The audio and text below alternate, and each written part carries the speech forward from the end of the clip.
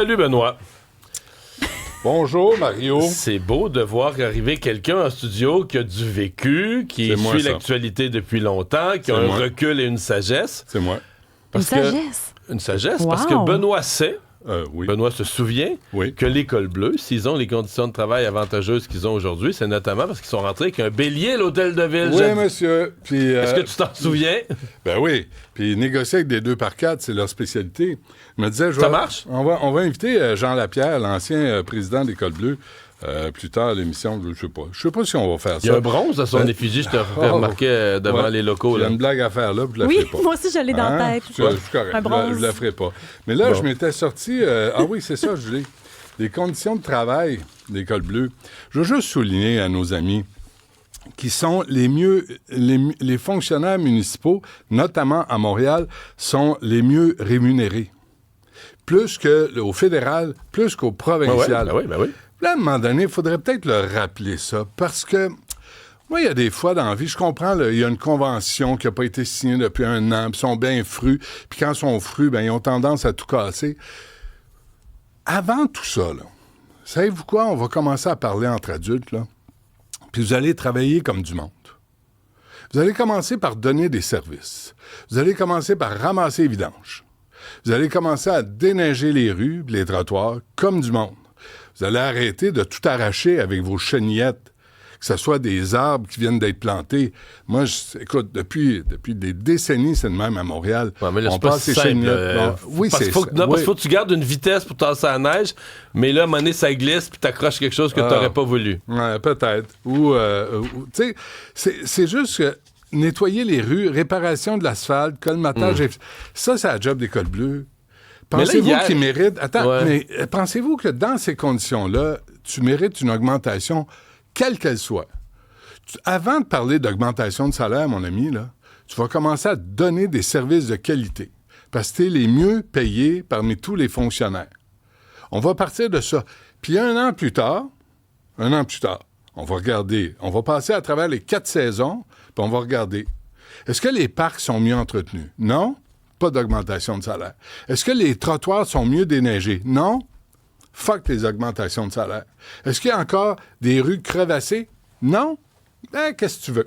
Fais un meilleur travail. Ben, ils vont tenir le même discours que les médecins. Ils vont dire on n'a pas les outils, on n'a plus. La ville nous fournit plus le matériel, les machines ne marchent plus. Ouais. Les machines ne marchent plus. Pourquoi, tu penses? Parce que l'École Bleue, ils ont brisé.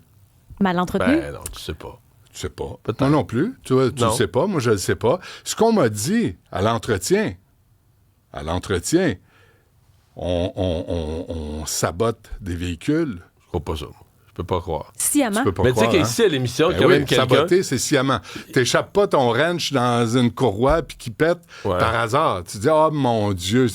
Non. À l'émission, et le jeune qui arrive, tu souviens-toi ce qu'on disait, les jeunes, les nouveaux qui arrivent, qui se font interpeller par les plus anciens. Mais... Wow, le jeune, travaille trop vite, travaille trop bien.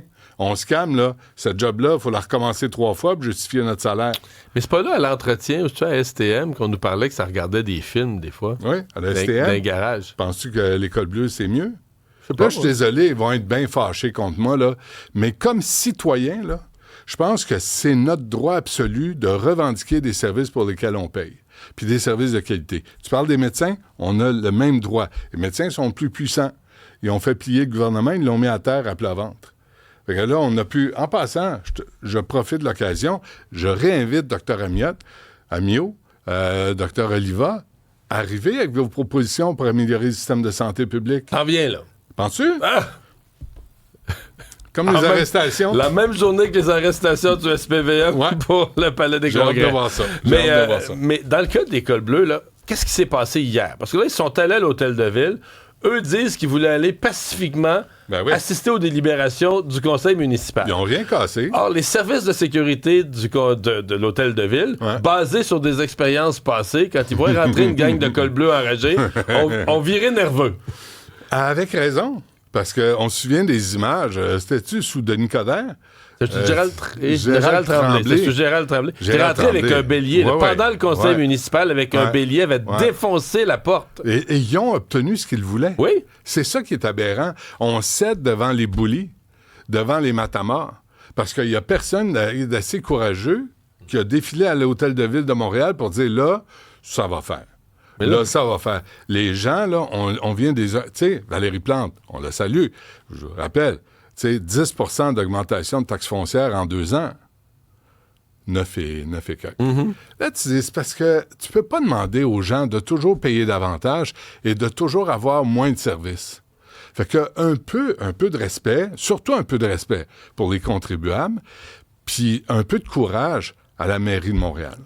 Mais puisque tu me parles de productivité, il faut que je te raconte une de mes premières expériences dans mes premiers mois là, comme député en 1994, peut-être début 95. Il y avait une négociation d'école bleue. Il y a 30 ans. Il y a 30 ans, plus que 30 ans.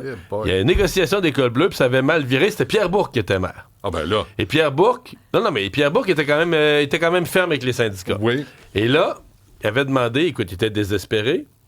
Il avait demandé 2 choses. Il avait demandé une étude sur la productivité d'école bleue qui avait donné un résultat. La firme d'experts avait dit qu'ils ont 30 % de productivité. Et Pierre Bourque, devant ça, en disant « J'ai 30 % de productivité, je suis pas capable de négocier avec eux, ils veulent des augmentations déraisonnables », avait demandé l'appui du gouvernement du Québec. Et avant de décider s'il allait agir ou pas, Guy Chevrette, ministre péquiste de l'époque, avait convoqué les partis à l'Assemblée nationale. La Ville, l'École bleue, pour dire on veut vous écouter si vous êtes raisonnable. Et Guy Chevrette avait confronté ton ami Jean Lapierre, dont on parlait tantôt, d'École bleue, le président d'École bleue de l'époque, en disant « Ouais, mais là, 30 % de productivité, vous venez ici à l'Assemblée nationale, qu'est-ce que vous avez à me dire? » Et qu'est-ce qu'il avait répondu? Pas du tout déstabilisé. Jean Lapierre avait réagi, mais justement, là, si vous nous imposez une loi spéciale, le 30 % de productivité, vous êtes conscient que tout le monde va être démotivé, puis ça va être bien plus bas. Ouais. Ça va baisser! Ça va baisser encore! Fait que là, Guy Chevrette et le gouvernement, lui et les maires par la suite, et mairesses, disent quoi? On donne au col bleu ce qu'ils voulaient. C'est vrai? Souvent. On va vous crisser dehors. C'est ça la réponse. Pas, on va vous donner... Tu sais, c'est un enfant qui fait une crise du bacon au magasin. Puis là, le parent dit « Ah oui, mon petit minou, là, il donne un cadeau. Il donne un jouet, tiens, m'a te l'acheter, tu peux te calmer. » Ça suffit, c'est pas de même. C'est pas de même qu'il faut que ça se passe. Tu fais une crise, on rembarque dans la voiture, puis on retourne à la maison. Quand tu sauras vivre, on reviendra voir. Puis si tu veux tout casser parce que tu es à 30 % de niveau de productivité, c'est quoi? Et tu me menaces de baisser, je vais te sacrer dehors. Puis on va privatiser les services. Puis là, tu viendras voir c'est quoi tes revenus chaque semaine, chaque mois. Mais là, vous avez ouvert une boîte de Pandore. Là. Il y a plein d'exemples sur la messagerie texte. Il y a quelqu'un qui dit qu'il ne veut pas être nommé, mais moi, je connais quelqu'un, un col bleu, qui mettait des alarmes pour faire une sieste à la fin du corps. Puis quand la sieste était finie, il recommençait à travailler. Il y en a un autre qui dit camion de vidange à Verdun. Le travail durait 5 heures, il était payé 8. Son patron lui demandait de rester libre les 3 autres heures. Fait qu'il allait au restaurant, il faisait des siestes, il faisait autre chose. Il y a plein de cas qui rentrent comme ça sur la messagerie. Moi, je me suis fait interpeller à plusieurs reprises, là, par 2 fois au moins, là, par des jeunes qui venaient d'être engagés. Ah, ça, je l'ai entendu, moi, à Laval. Puis à Laval, moi, à Montréal, puis il disait, écoute, j'arrive, je travaille, je suis content d'être engagé, je suis content d'avoir un job aussi bien payé avec une bonne pension. Puis je pense qu'ils contribuent à 21 % de leur pension en passant. Puis là, tu te fais interpeller. Hey, le jeune, c'est pas de même que ça se passe ici. Hey, moi, c'est un jeune qui avait fini, il avait donné une tâche. Midi moins quart arrive, j'ai fini. Hey. Ah ben, hey. T'as pas d'avenir ici, toi, mon ami. Hey, mon petit homme, là. Là, c'était une job qu'on t'avait donné, c'était pour la journée, là. Ouais. Hey, là, tu nous reviens pas, c'était une job d'été, tu sais. Tu nous reviens pas à midi moins quart en disant que t'as fini, là. Ça, tu vas manger une volée. Mais tu sais, c'est comme si moi, je finissais à 11h, mon émission qui est censée durer jusqu'à 13h. Bon, on va t'écouter 9h30, Benoît. Ça marche. Bonne journée.